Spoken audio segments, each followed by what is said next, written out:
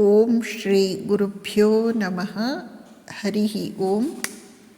ಸ್ವಾಮಿ ವಿವೇಕಾನಂದರು 26 June 1894, 26 June 1894ರಂದು ಚಿಕಾಗೋದಿಂದ miss ಮೇರಿ ಮತ್ತು Harriet ಹೇಲ್, miss ಮೇರಿ ಮತ್ತು ಹ್ಯಾರಿಯೆಟ್ ಹೇಲ್ ಎಂಬ ಇಬ್ಬರು ಸೋದರಿಯರನ್ನು ಉದ್ದೇಶಿಸಿ ಬರೆದ ಪತ್ರದ ಒಂದು ಭಾಗ ಅತ್ಯಂತ ಆಲೋಚನೀಯವಾಗಿದೆ. ಸ್ವಾಮೀಜಿ ಬರೆಯುತ್ತಾರೆ, ಪ್ರಪಂಚದ ಧೂಳು ಕೂಡ ನಿಮ್ಮನ್ನು ಸೋಕದೇ ಇರಲಿ, ಪ್ರಪಂಚದ ಧೂಳು ಕೂಡ ನಿಮ್ಮನ್ನು ಸೋಕದೇ ಇರಲಿ. ಅದನ್ನು ಕವಿಗಳು ಹೂವಿನ ಹಾರಗಳಿಂದ ಮುಚ್ಚಲ್ಪಟ್ಟ ಒಂದು ಸತ್ತು ನಾರುವ ಹೆಣವೆನ್ನುವರು. ಅದನ್ನು ಕವಿಗಳು ಹೂವಿನ ಹಾರಗಳಿಂದ ಮುಚ್ಚಲ್ಪಟ್ಟ ಒಂದು ಸತ್ತು ನಾರುವ ಹೆಣವೆನ್ನುವರು.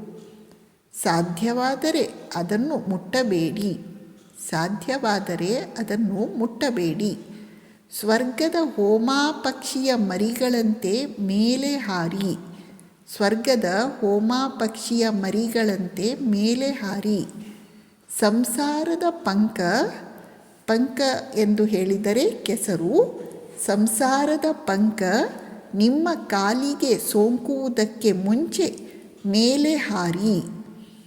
ಸಂಸಾರದ ಪಂಕ ನಿಮ್ಮ ಕಾಲಿಗೆ ಸೋಂಕುವುದಕ್ಕೆ ಮುಂಚೆ ಮೇಲೆ ಹಾರಿ.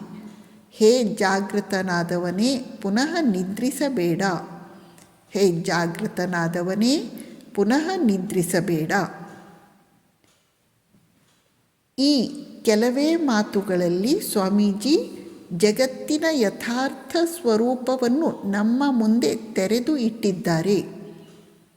ಜಗತ್ತು ಧೂಳು, ಕೊಳೆ, ಕೆಸರು ಅವುಗಳಿಂದ ತುಂಬಿದ್ದು. ಅದು ಹೂವಿನ ಹಾರಗಳಿಂದ ಮುಚ್ಚಲ್ಪಟ್ಟ ಸತ್ತು ನಾರುವ ಹೆಣ. ಅದು ಸಂಸಾರದ ಪಂಕ, ಪಂಕ ಅಂದರೆ ಕೊಳೆ, ಕೆಸರು, ಕೆಸರಿನಿಂದ ಕೂಡಿದ್ದು. ಆದ್ದರಿಂದ ಸಾಧ್ಯವಾದಷ್ಟು ಅದರಿಂದ ದೂರವಿರಿ. ಇದು ಸ್ವಾಮೀಜಿ ನಮಗೆ ನೀಡುವ ಕರೆ.